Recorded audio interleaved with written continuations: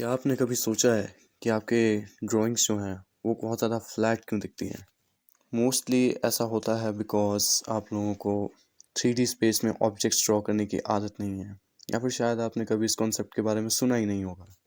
अब जिन लोगों को नहीं पता है कि 3D स्पेस में ऑब्जेक्ट्स ड्रॉ करना क्या है या फिर ये कॉन्सेप्ट का मतलब क्या है, तो ये वीडियो उन्हीं के लिए होने वाला है। एंड ये बहुत ही ज़्यादा एसेंशियल स्किल्स है both artist and designer, because अगर आपको नहीं पता है कि पर्सपेक्टिव एंड 3D स्पेस को किस तरीके से समझते हैं, तो आप अपने आइडियाज़ को कभी भी वैसा नहीं शेप दे पाओगे जैसा आप उन्हें देना चाहते हो, या फिर आसान भाषा में कह लो तो you will never be able to bring them to life. अब इस कॉन्सेप्ट को आप लोगों को ज़्यादा अच्छे से एक्सप्लेन करने के लिए मैं यहाँ पे आपको एक्सप्लेन करूँगा 1 point, 2 point and 3 point perspective.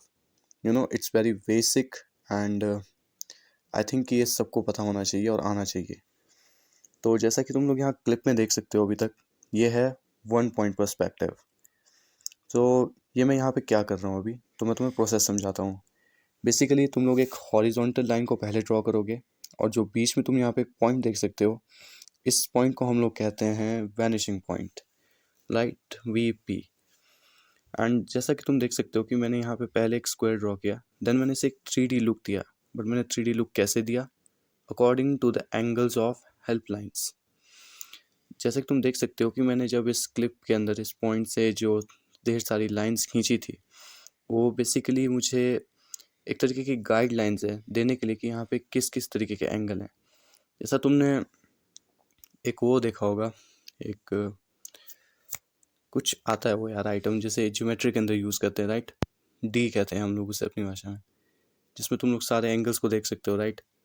कुछ उसी तरीके का है जो तुम्हें अपने रफ हैंड से प्रैक्टिस करना है।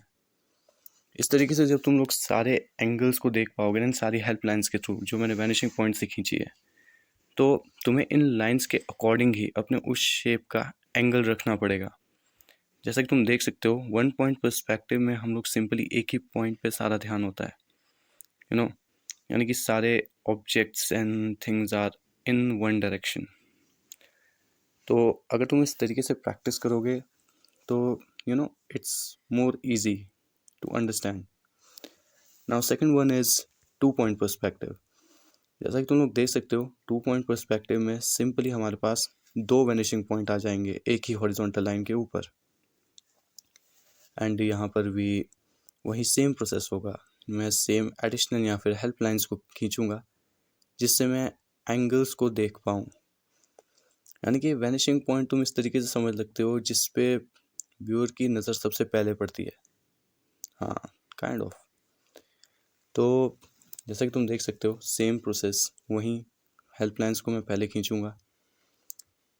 जैसे ही मैंने लगभग हर एक एंगल में हेल्प लाइंस को खींच लिया है, अब मैं यहाँ पे ऑब्जेक्ट को ड्रॉ करना स्टार्ट कर सकता हूँ। बट रूल यहाँ पर ये रहेगा कि मैं जब भी देखो, सबसे पहले मैं 2D में ड्रॉ करूँगा, राइट, एक स्क्वायर, जैसा मर्जी कहीं पर भी।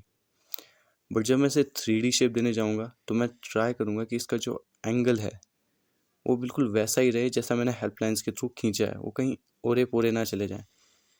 वैसे तुम देख सकते हो यहाँ क्लिप में मैं थोड़ी सी गड़बड़ कर रहा हूँ कि मैंने वहाँ पे एंगल को थोड़ा सा गलत किया हुआ है।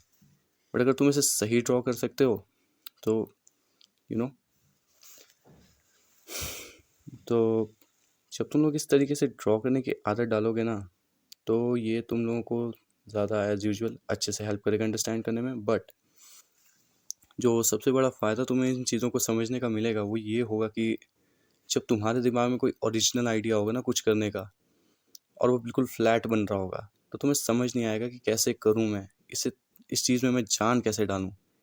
तो वही काम ये पर्सपेक्टिव तुम्हारा करके देगा, या फिर कह लो 3D स्पेस में ऑब्जेक्ट्स ड्रॉ करने की जो प्रैक्टिस तुम कर रहे हो, तुम्हारे उसी काम में हेल्प करेगी।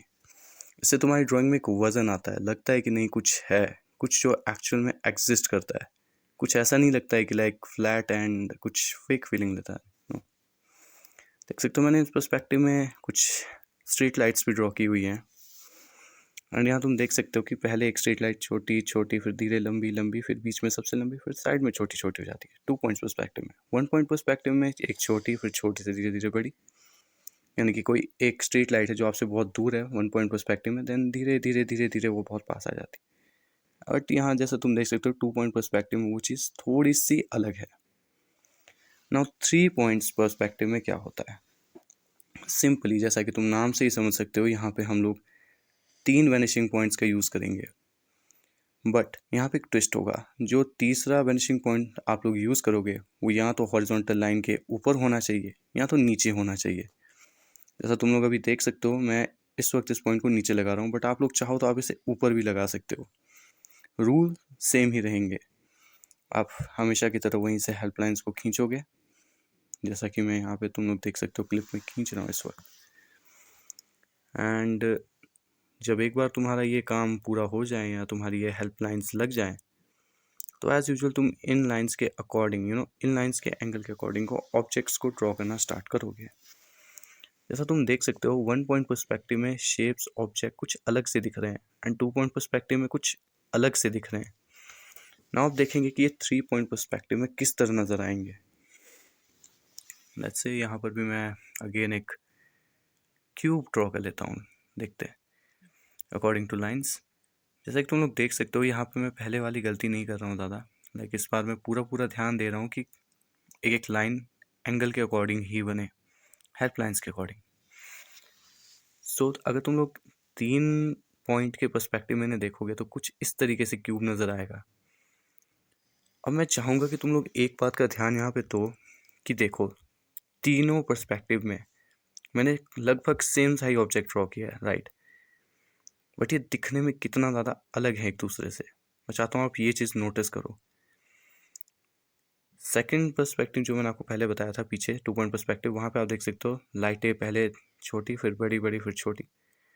और जैसा कि थर्ड पर्सपेक्टिव यानी कि जो मैं तुम्हें 3 पॉइंट पर्सपेक्टिव बता रहा हूँ, उसमें तुम देख सकते हो कि किस तरीके से थोड़ा सा बेंड हो रहा है। तो इस तरीके से पर्सपेक्टिव कैन बी